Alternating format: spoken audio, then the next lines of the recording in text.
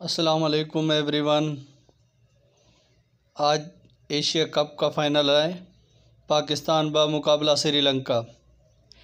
Video शुरू करने से पहले अगर आप न्यू व्यूअर्स हैं तो मेरे चैनल को सब्सक्राइब करें और बेल आइकन को प्रेस करें ताकि इस तरह की अच्छी और स्पेशल वीडियो स्पोर्ट्स की आपको मिलती रहें।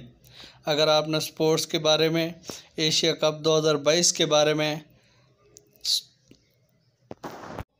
अपडेट्स हासिल करनी है और लाइव मैच देखना है तो मेरे चैनल को सब्सक्राइब करना ना भूलिए।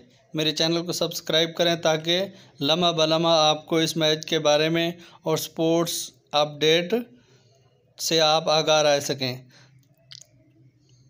इसके साथ ही इंशाअल्लाह उम्मीद है कि आज एशिया कप में पाकिस्तान और जो श्रीलंका का मुकाबला होगा और कई सालों के बाद जो कि पाकिस्तानी कौम मुंतज़िर है एशिया कप देखने के लिए, तो इंशाअल्लाह जल्दी एशिया कप शुरू होने वाला है और पूरी पाकिस्तानी कौम